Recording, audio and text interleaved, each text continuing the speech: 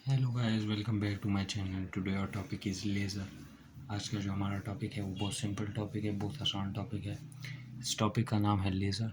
Laser क्या होता है सबको पता है, सब ने बचपन में यूज़ की होगी। छोटी सी लेज़र होती है, सब ने यूज़ की, मैंने भी यूज़ की। लेज़र क्या होता है? Laser a device which produces intense and highly focused beam of light. एक डिवाइस होता है जो प्रोड्यूस करता है intense and highly focused beam of light. बहुत ही आसान डेफिनेशन लिखी हुई है। इसकी हिस्ट्री पे आ जाते हैं। The concept of stimulated emission by it was given by Albert Einstein in 1971। 1971 में कंसेप्ट दिया था एल्बर्ट आइंस्टाइन ने स्टिमुलेटेड एमिशन का।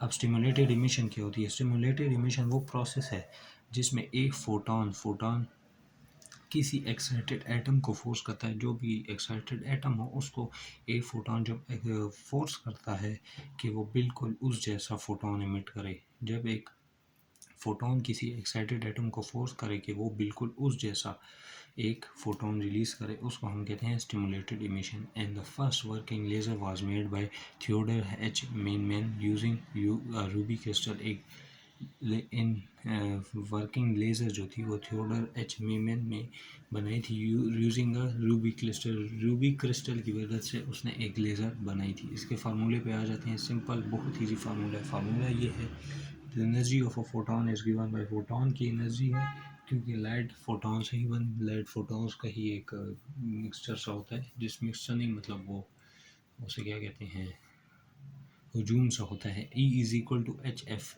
ई का क्या मतलब है? ई का मतलब है एनर्जी ऑफ फोटॉन्स। फोटॉन्स की जो एनर्जी है is equal to Planck's constant and F is equal to frequency of light. Frequency of light और प्लैंक्स कांस्टेंट, प्लैंक्स कांस्टेंट को तो हम कांस्टेंट रहने देते हैं।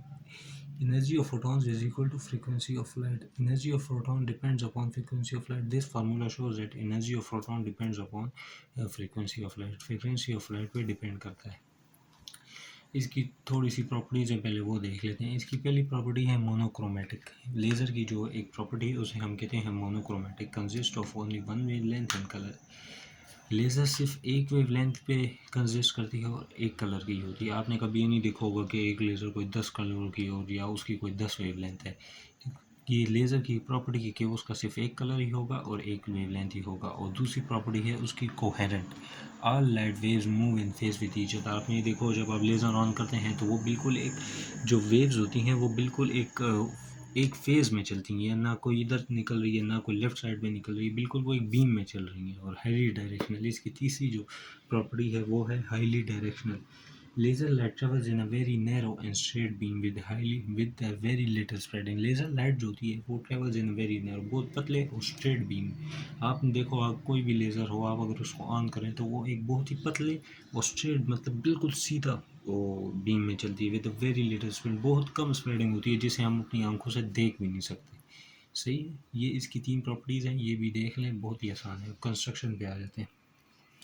कंस्ट्रक्शन इसकी बहुत ही आसान है। इसकी कंस्ट्रक्शन है एक्टिव मीडियम। पहले एक्टिव मीडियम होता है।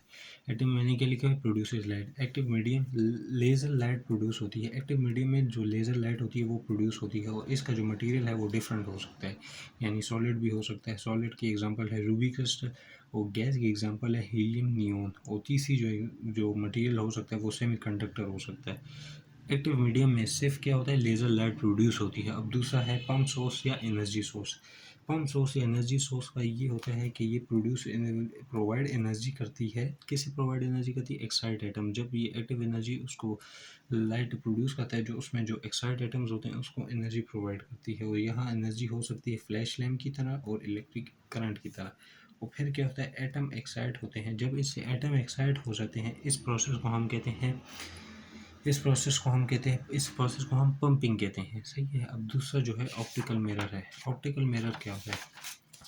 एक्टिव मीडियम के साइड पर दो मिरर्स होते हैं। जैसे कि अगर दरमियान में एक्टिव मीडियम है तो इसके साइड पर दो मिरर्स होते हैं। फर्स्ट मिरर क्या होता है? वो कम्प्लीटली रिफ्लेक्टिंग होता है। फर्स्ट मिरर जो होता है वो कम्प्लीटली रिफ्लेक्टिंग मिरर होता है, मतलब वो बिल्कुल लाइट को रिफ्लेक्ट कर देता है। और दूसरा मिरर जो होता है वो पार्शियल रिफ्लेक्टिंग होता है, मतलब वो पार्शली रिफ्लेक्ट करता है, वो फुल रिफ्लेक्ट नहीं करता। इन दोनों मिरर के दरमियान जो स्पेस होता है, इन दोनों मिरर्स के दरमियान जो स्पेस होता है उसे हम कहते हैं ऑप्टिकल कैविटी। उस स्पेस को हम क्या कहते हैं? Optical cavity.